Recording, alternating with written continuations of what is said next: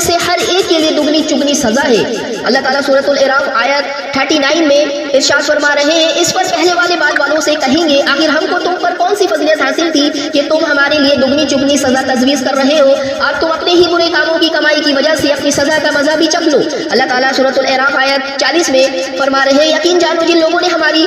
باتوں، احکامات اور نشانیوں کو جھٹلایا اور ان کے مقابلے میں اکڑ گئے اور تکبر کیا، ان کے لیے تو آسمان کے دروازے ہرگز نہ کھولے جائیں گے اور وہ جنت میں اس وقت تک داخل نہ ہوں گے جب تک کہ اونٹ سوئی کے ناکے میں سے نہ گزر جائے، یعنی وہ لوگ جنت میں ہرگز نہ داخل ہوں گے، اور ہم مجرموں کو ایسا ہی بدلہ دیا کرتے ہیں۔ اللہ تعالیٰ سورہ الاعراف آیت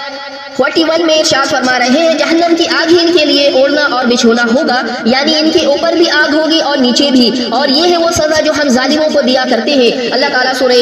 اعراف آیت 32، اور وہ لوگ جو ایمان لائے اور اچھے اچھے کام کرتے رہے اور وہ جنت والے ہیں جہاں وہ ہمیشہ ہمیشہ رہیں گے، کیونکہ ہم تو کسی پر بھی اس کی طاقت سے زیادہ ذمہ داری کا بوجھ نہیں ڈالتے۔ اللہ تعالیٰ کا ارشاد ہے سورہ الاعراف آیت 33 میں، اور ان کے سینوں میں جو کدورت یا غم و غصہ اور نفرت ہوگی اسے ہم نکال باہر کریں گے، ان کے نیچے نہری بہتی ہوں گی اور وہ کہتے ہوں گے اللہ کا شکر، تمام تعریف اسی کے لیے زیبا ہے جس نے ہمیں اس راستے پر لگایا، کیونکہ اگر اللہ ہمیں اس راستے پر نہ لگاتا تو از خود یہ راستہ پا نہیں سکتے تھے۔ بے شک ہمارے پالنے والے مالک کے بھیجے ہوئے پیغمبر حق ہی لے کر آئے تھے۔ اس وقت اسی حالات میں ان کو آواز دی جائے گی،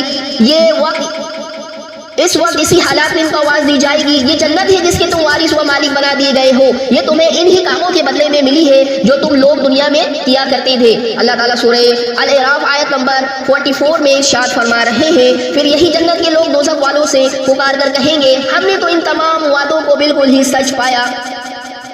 جو ہمارے پالنے والے مالک نے ہم سے کیے تھے، کیا تم نے بھی ان وعدوں کو سچا پایا جو تمہارے پالنے والے مالک نے تم سے کیے تھے؟ وہ جواب دیں گے ہاں، تب ایک اعلان کرنے والا ان کے درمیان اعلان کرے گا، اللہ کی لعنت ہو ظالموں پر۔ اللہ تعالیٰ کا ارشاد ہے سورہ الاعراف آیت نمبر 45، جو لوگوں کو اللہ کے راستے سے روکتے رہے ہو اور اس راستے کو ٹیڑھا کرنا چاہتے ہو اور وہ دنیا کی زندگی کے بعد آنے والی زندگی کا انکار بھی کرتے ہو۔